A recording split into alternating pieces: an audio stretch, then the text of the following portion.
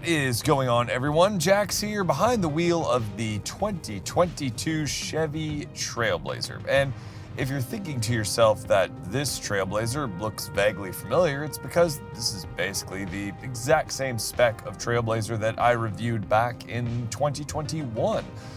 So I'm going to treat this review as a little bit more of a kind of revisiting the Trailblazer and seeing if my original thoughts still hold up 1 year later.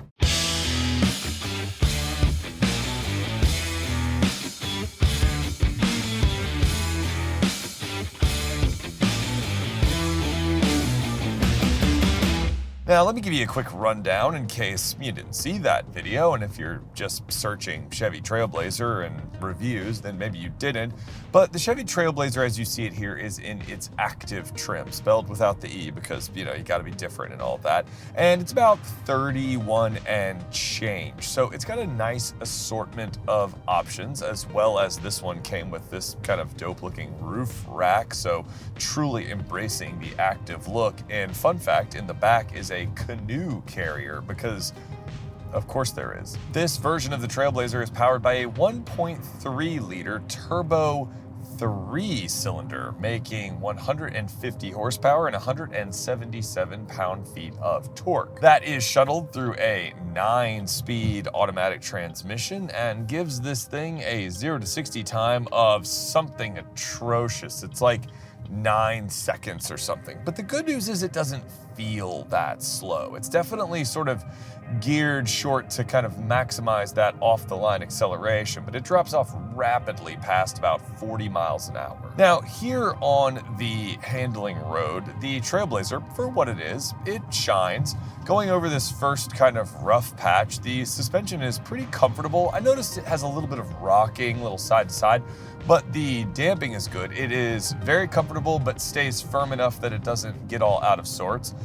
Leans some in this first sharp bend, but it never becomes wallowy. It never kind of is upset too much. I would say overall, the Trailblazer is actually a really well-riding SUV, especially considering how small it is and how short the wheelbase is. The steering is very kind of quick and accurate off-center, although it's pretty light. There's not a lot of feel to it. I wish it was a little firmer, but I do appreciate the accuracy of the steering. There's the big bump, and there's a little bit more secondary motion than I would like. It's not quite absorbing everything as good as something like the Ford Maverick, which I am testing. That review is upcoming. But then again, the Maverick has a longer wheelbase than this, so it's doing all right, and I don't mind it a bit. Now, the throttle and the transmission are very well calibrated to maximize this tiny powertrain, and I appreciate that. I'm not 100% sure what the goal is using such a tiny engine. It's definitely not really fuel economy, because this thing is reasonably efficient. You're averaging, just under 30 in kind of day-to-day driving, which seems a little absurd for a vehicle this small, especially considering other vehicles from like Honda and Toyota can achieve that number without a tiny turbocharged 3-cylinder. So I don't know what the thought process was there. My only real dynamic criticism of the Trailblazer would be that the brake pedal feel is pretty mushy. I like the fact that it responds quickly and it has a good initial bite, and the brakes are easy to modulate. They just don't feel super great. Kind of like stepping on a balled up washcloth that someone happened to drop on the ground.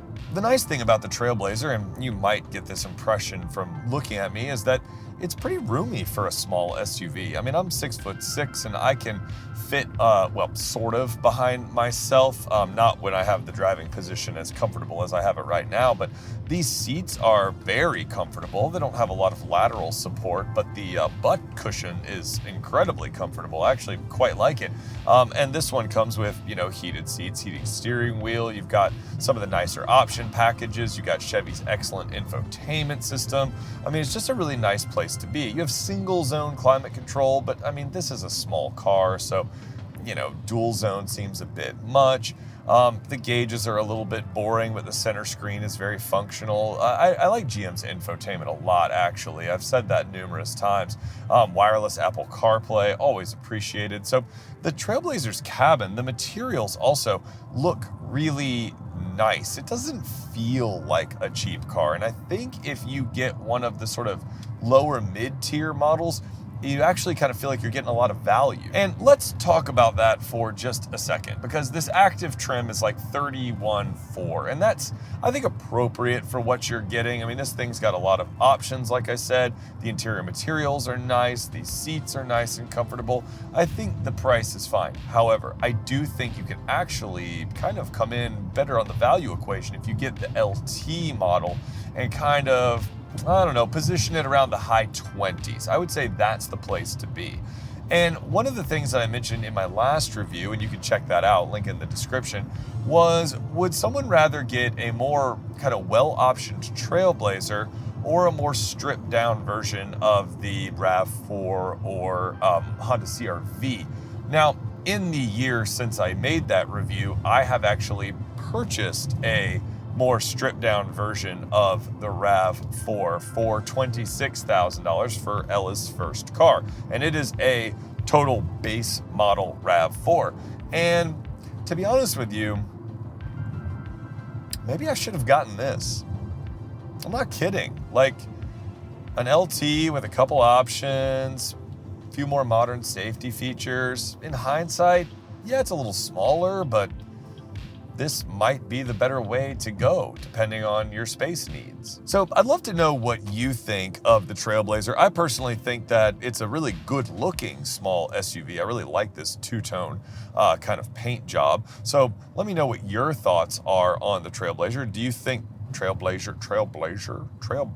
Do you think that a kind of stripped out CR-V would be a better choice? Or if you don't need the space, would you consider picking up one of these? I think it's better looking than, well, it's a lot better looking than the Honda HR-V, good Lord. Although they recently released a preview of what the next one will look like. I'll put a picture up of it, and wow, if it looks like that, man, that's impressive. But, you know, the jury is out, we'll see. But it's a lot better looking than, you know, the Nissan Kicks and the Honda HR-V and the stupid Toyota CHR. I don't know. Let me know your thoughts. I'm curious. And that'll about do it on this Trailblazer kind of quick review. If you liked it, please consider liking and subscribing. I really appreciate it. Send it to someone who might be interested in a Trailblazer. And until next time, ride safe, drive safe, and I will catch you in the next review. All right? Peace.